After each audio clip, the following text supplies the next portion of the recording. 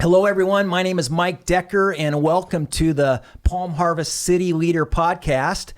Joining me in the studio today is my friend Ian Stevenson. Ian, glad you're here. Great to be here, Mike. Thanks for the opportunity. The Lord, it seems like, has led you into this new venture that is really, from my vantage point, is gaining traction. And I really want to kind of expose and shine the light on it because I know it goes way beyond its reaching already just because of your own network, the boundaries of Costa Mesa. So we're going to talk a little bit about that this morning.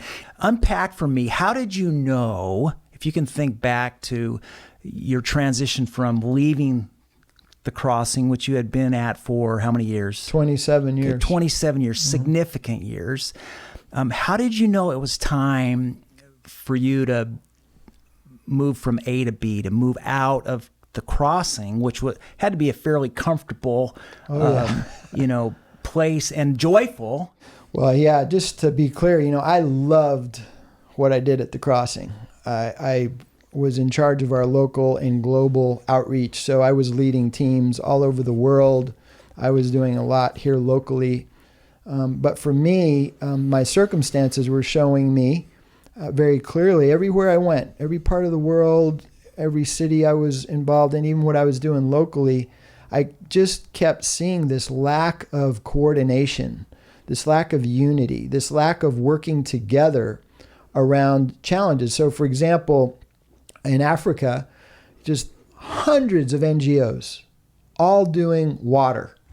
Hundreds of churches all involved in that process with them. And just really no coordination and no joint efforts that could move the dial much more significantly if they worked together instead of everyone doing it on their own. That's one example, but I saw that everywhere. And meanwhile, I'd gone to some different learning community things, and God was tapping me on the shoulder, just saying, I want you to help facilitate more collaboration.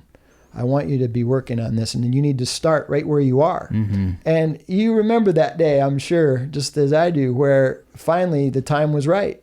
It was March 17th, 2011.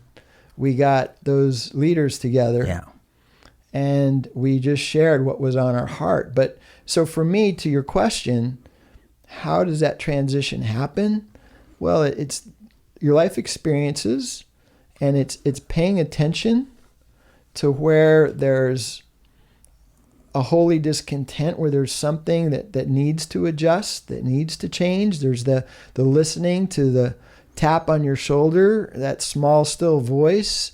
And then I think it's having the courage when you know that it's God asking you to take that step, to take it, even though it's scary, even though you don't know where your next paycheck is going to come from, even though you've never done this before and you know that there's a lot you don't know, even though that you may not have the complete team and everything you think you're going to need in order to do it. Yeah. You have to have some courage, and you have to have some confidence that this is indeed what God's asking you to step into. So transitioning out of the crossing, what are you currently leading right now? Okay, so currently I head up an organization, a nonprofit here in Costa Mesa that we call Trellis, which is it's just basically a simple structure in the city that facilitates collaboration around some of our city's greatest challenges. Okay. We kind of lead with the faith church community, which is involved a lot in the collaborative efforts that we're doing, but we also include businesses, city leaders, other agencies and nonprofits. It's trying to identify the biggest challenges and figure out how we work better together in them. Obviously, there's a spiritual challenge in any city, right? There's a spiritual climate. There's the hope of a city, the belief in a city. There's this kind of spiritual aspect of the city, and we believe the thing that impacts that the most is prayer. If there's people in the city that are praying for the city, praying for the leadership, praying for a lot of the challenges that city's face. We believe it starts there. So Trellis grew out of that prayer group. So prayer is one of the areas we're trying to bring people together. So we pray in front of City Hall on the first Wednesday of each month. We have a house of prayer that is emerging from leaders from various churches that have a heart for prayer. They're working together to help create a house of prayer in the city. And so there's an invitation for those of you listening and maybe viewing. If you have maybe you're not a roll up your sleeves, dig a shovel kind of person, but you find yourself wired to just, love to talk to God, maybe that might be something there where you could get involved with, I'm assuming you would Absolutely. Welcome people to. Or you might be someone who is an intercessor and you're praying all the time anyway. You just want to do that with others. Or you might be brand new and have never prayed but want to learn about prayer and want to learn about how to experience more of God's presence. Prayer would be one element of are there others? Yeah, so the city's greatest challenge is spiritual, relational, and practical. So the relational is neighboring, and then the practical side, there's two things. Okay. Practically, it's our schools. Our schools represent the future of our city. So we really want to partner with our schools more effectively. So what we're trying to do is create those pathways for people in our faith communities, in our businesses, in our community to get involved with our schools around things that can really help our kids. So literacy, there's a number of our schools that are underperforming big time in literacy in the elementary level. That's a huge indicator of problems in the future if we don't deal with that. Yeah, talk about the third grade statistic that some of our listeners may not be aware of. Some people say that it's indicative of, they've done studies where they've said that if you're not reading at grade level by third grade, your percent chance for truancy and delinquency and even jail as an adult is indicated by that. So there's a lot of implications based on different studies that they've done. But if you just think about it, like if you're in up to third grade, you learn to read. After third grade, you read to learn. Yeah. So if by third grade you're not really up to speed, then everything becomes harder from there forward. So you can't keep up. So yeah, you're not going to come to school. You're going to drop out. You're going to look into other things. And the statistics show that. And when we look at the statistics of some of our elementary schools where those third grade levels and third grade and below are subpar, way subpar, those are things we can make a difference in. But most of our people aren't aware of how or that it even is an issue. So we're trying to increase the awareness and increase opportunities for people to get involved. They can just be a reader for a half an hour once a week in a classroom would make a huge difference. Or one of our after-school programs. Or there's many ways that our community can engage and really help the future. So that's schools. And then the other practical way is we talk to City Hall and we ask them, what is the biggest challenge in our city? And without a blink, they tell us very clearly it's the issue of homelessness. We have a lot of people on our streets that are experiencing homelessness, and we don't know how best to deal with them. So we've been leaning into that big time over the past several years, and we're working closely with the city and with agencies and with other nonprofits trying to create programs that work together collectively to know who our homeless folks are and to help link them to the resources and the services they need to help get them off the street. Costa Mesa is very fortunate to have what they call the Network for Homeless Solutions. So we've been very privileged to be part of that, and the results have just been incredible with our city outreach workers and our volunteer outreach workers and all the volunteers at the check-in center and lots on Saturday. I mean, we've seen over 400 people in the past 3 years end their homelessness, which is pretty amazing. But the challenge is there isn't any shelter or housing options really in Costa Mesa. So that's really the next big hurdle, is if we really want to see folks on our streets get off the streets and have a place where they can take their next steps developmentally, dealing with mental illness issues or dealing with their addiction challenges or dealing with health issues that they're struggling with out there, or just overcoming some financial challenges. They need a place. They need a place to be able to get the support and the services they need in order to take those steps. Yeah, one of the, I don't know if it's a leadership principle that I often correlate to solving problems is, it's a story of the, spider webs in a spider. And if you're always cleaning up spider webs and you never kill the spider, then you'll never get it. And it sounds to me like having a facility, a shelter, a place where our people who are need a hand up, not necessarily a handout, but a hand up, that's a big part of killing the spider so that they can move forward. Was that accurate? Yeah, the discussion around people who are experiencing homelessness is obviously a very complicated and long conversation. Yeah. But the bottom line is, you don't solve homelessness without homes. And regionally, we have a massive housing problem. There's not enough variance in the types of housing options that we have in order to deal with the variance in the type of population that we have living in our county. And so if we don't rectify some of these housing challenges, then we will never be able to really resolve some of the housing issues that we're seeing. Yeah. Here in Southern California, we have people listening, tuning in from Canada and maybe some of our cold weather, Midwest and, East Coast regions. But here in Southern California, it's 65 degrees out right now. And it's just a couple of days ago, it was in the 90s. And this is a destination place anyways. And then with the recent laws of AB 109 and, prison getting people out, it's really created this, in some ways, an epidemic.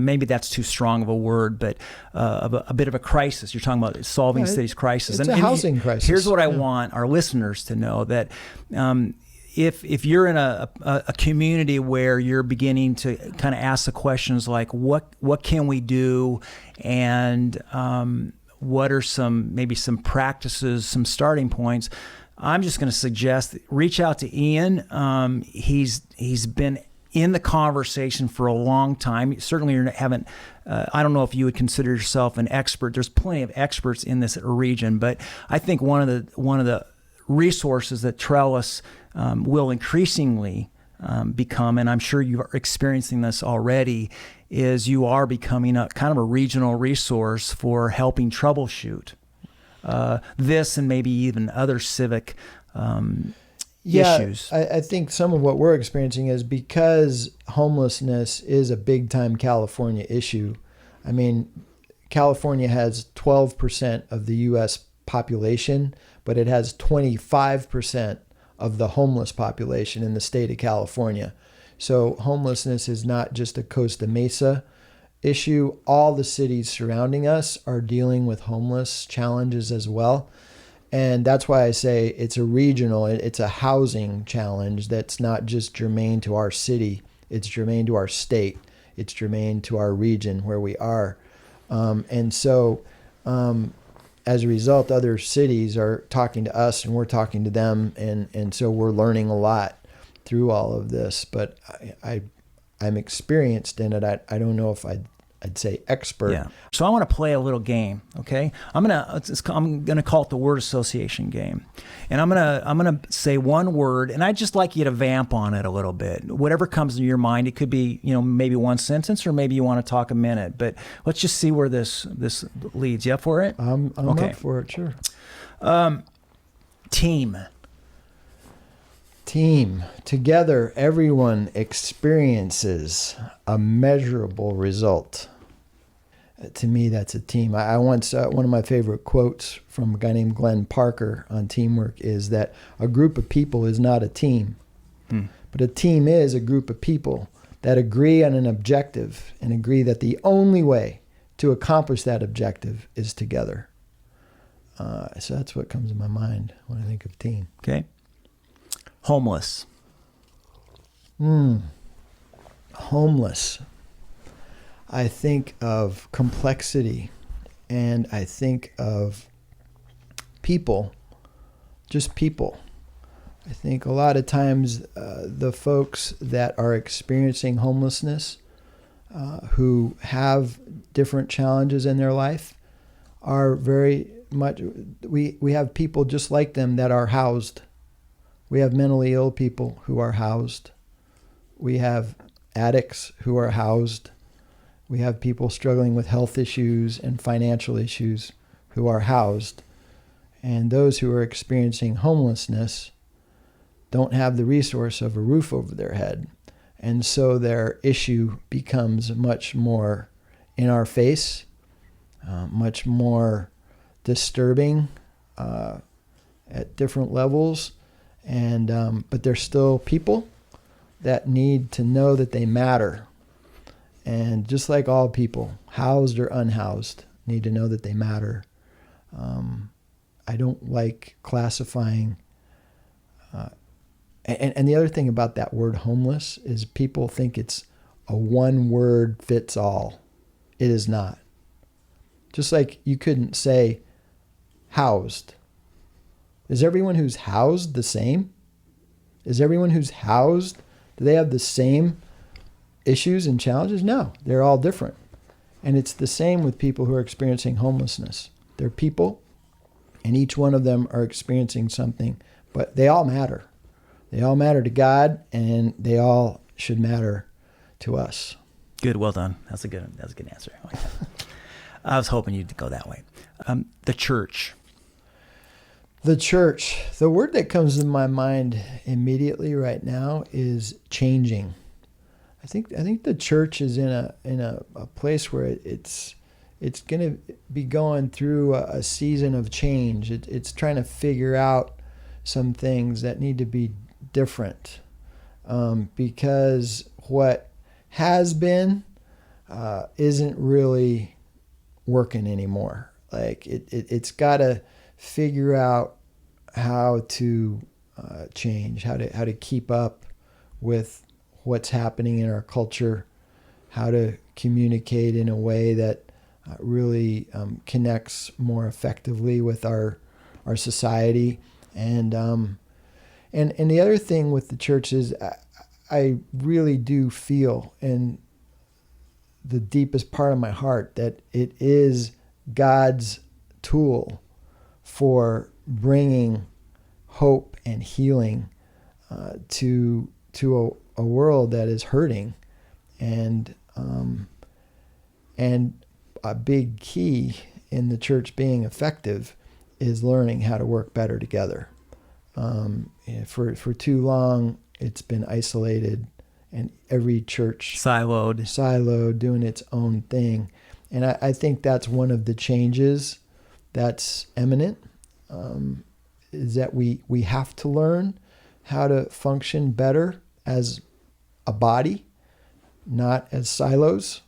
I think that's God's heart. I think that's the heart of Jesus that we hear in John 17 in his prayer before he goes to the cross. I think we see it all throughout Scripture that the church needs to be more like a body than a silo. And that I think that's one of the changes that's in the works. And but I think there's other things too that it's still figuring out. Like, how do you keep up with just some of the societal changes? Like, what we're seeing with the difference between Amazon and a box store, right? Mm-hmm. Where that's a change. Like, it's evolving. Box stores who didn't change are dying. Yeah. And we're seeing churches that aren't changing that are dying. And so the church has got to figure out, okay, what do all these societal implications have to do with how we deliver what we offer? And we've got to think differently. But I don't think it's been figured out yet. I always tell the Paul Marvis family that the church is people. Church is not a building. I agree, right? totally. And so when the church goes to Stater Brothers or Vaughn's, or someone goes shopping, there's the church. If they go to Target, there's the church. You go to the gas station, the church just went to put gas in the car. And so, as you talk about Trellis and being this framework where various groups of people meeting in different parts of our city are collaborating to tackle some of our community issues, that's the church. That's right, exactly. This is the last word association. Then we're going to segue just a few more minutes in this podcast. This is your wheelhouse. This is an underhanded, slow softball pitch for you. The word unity. Unity. The word association I'd have with that is hard. It is hard to facilitate unity. And at the end of the day, we can't create unity. We can only do things to help facilitate the opportunity for unity to be experienced. I think unity is something that goes beyond it goes beyond the surface. Like, unity is something at the deepest level that you feel a connectedness with. So if we all show up and do a service project together, is that unity? It's a level of unity. Mm-hmm. But to experience real unity, how that service project is done and what we experience in it would need to create some connections and some ties that go beyond the actual service project. So I think there's different levels of unity, but either way, it's hard. It's hard to get people together. It's hard to get people on the same page and experiencing those deeper ties that really create a tight sense of unity. And it's relational in a lot of ways at its core. And a lot of times we tend to think it's more functional than relational. So I was having a conversation with a friend, so shout out to BH. This is comes out of our conversation, and maybe it's too soon to know this, but I'd be interested to know, when you think about Trellis, and you're really you're in coordination and cooperation with God as you're following God, but as the executive director, do you think you can identify? Would you see yourself in our city, maybe Orange County, as having more of a prophetic role or a pastoral role? Wow, that's an interesting question. I haven't thought about that too much before, but I mean, off the top of my head, I would say, wow, that's a really hard question. I'd say that we really need to play a balance between both. Like, I think if we ever lean too hard to one side of that or the other, it's almost like that's a tension to manage, because if we became too prophetic, then people would just feel like we're trying to tell them what to do and what they need to change and all the time. And I don't think that would bode well for unity or for teamwork. And on the pastoral level, if it's all caring for people and shepherding them and making sure their needs are met and that kind of thing, we're just doing that, and we don't have that other voice, then we'll just be this like soft, warm, fuzzy thing. So would you describe yourself as soft and warm and fuzzy? I don't think I would not. I wouldn't. Hopefully some people do. Your grandkids. Yeah. But I think really that is not a question that I'd answer one way or the other. I would hope that we have a balance of both of those. Yeah, I really hope, even in this podcast, I was talking to my cousin the other day about, positivity, that this podcast could bring some positivity. And I think you can be prophetic, and rather than just always calling out what's bad let's talk about what's good and Yeah. calling people, we're better than that, right? Absolutely. And so that's that prophetic voice where you're speaking into truth, but you can do it with kindness. Absolutely. Right? So let's transition to the kind of the last question. And this is really I want to give you an opportunity to do some kind of recruitment, talk about, I want you to invite people to participate. And if they want to, where should they go? How can they find more information? Maybe you have a couple of needs right now that are just, it's on your wish list of, God, if you could do anything, this would be a miracle. I don't know if anything comes to your mind, but this is your time. This is your opportunity to kind of invite people to get involved, because we need shareholders, right, to get involved. Yeah, and recognizing that everyone who listens to this probably isn't in Costa Mesa, I think the way I would start that invitation is just challenging people to pray for your city. Wherever your city is, find ways to pray, and find ways to pray collectively. It's one thing to pray on your own. It's another thing to pray together. I think Barna did a bunch of statistics on prayer, and the number of people who actually pray collectively with other people is so small. It's just crazy. We need to change that.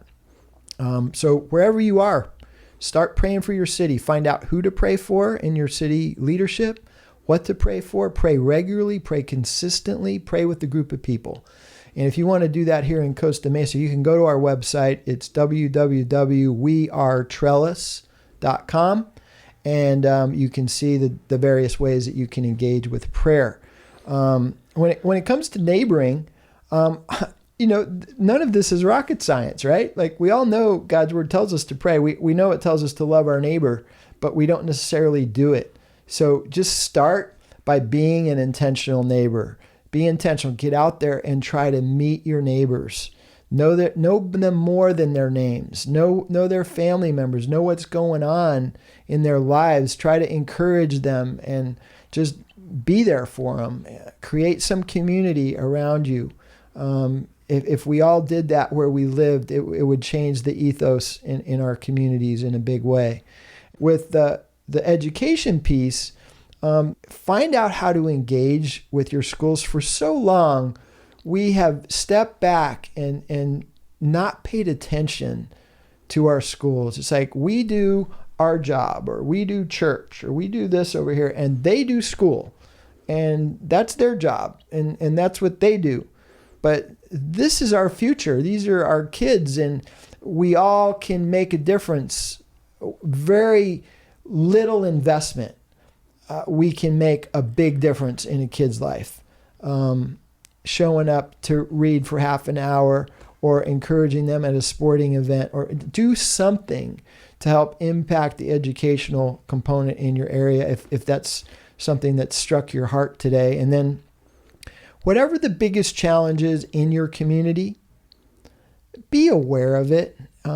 Get educated in it.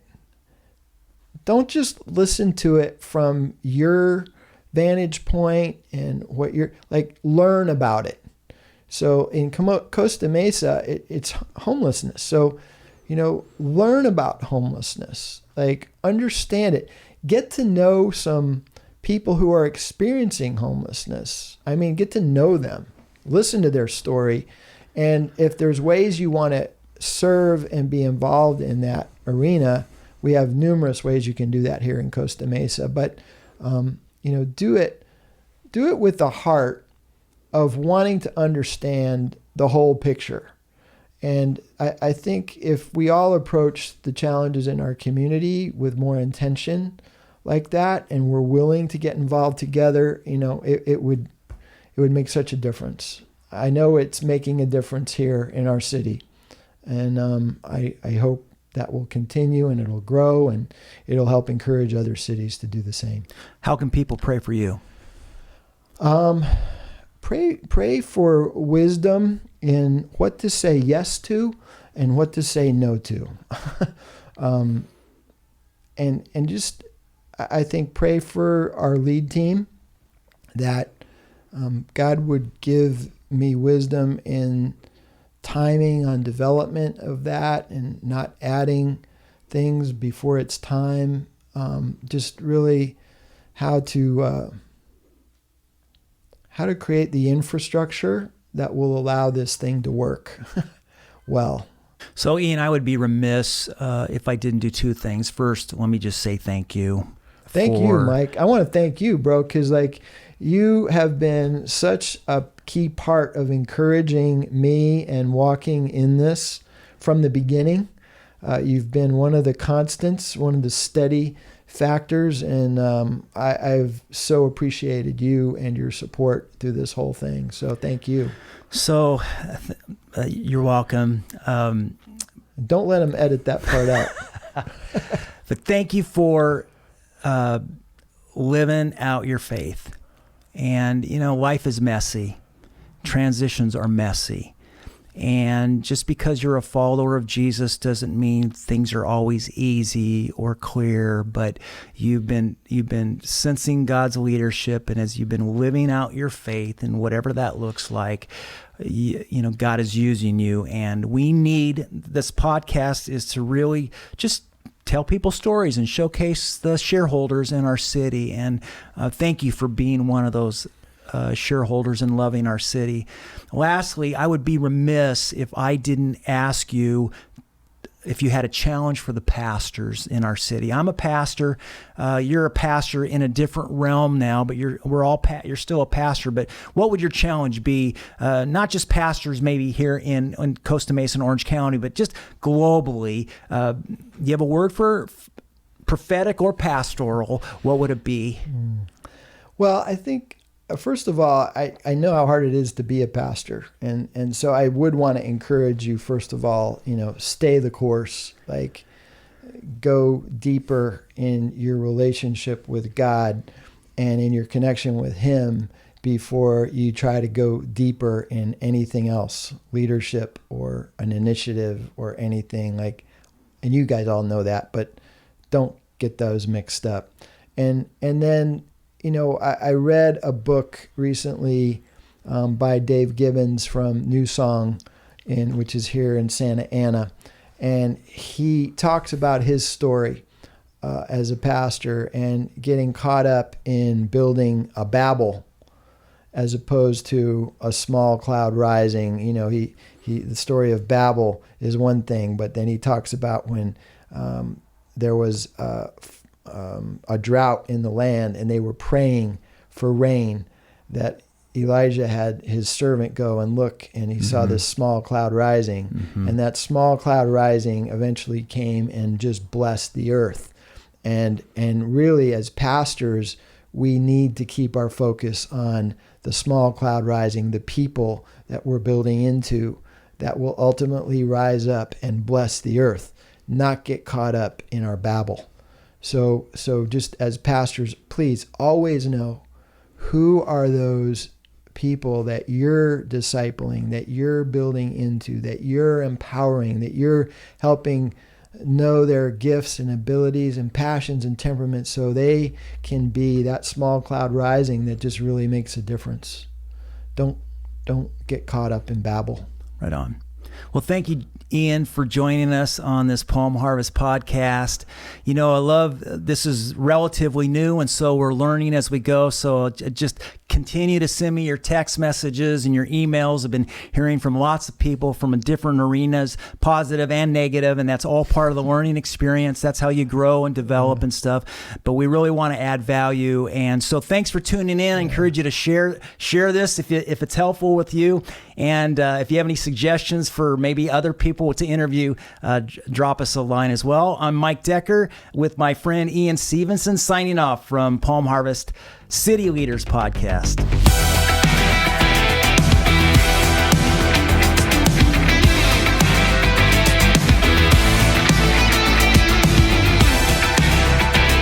Thank you for tuning in to the Palm Harvest Podcast.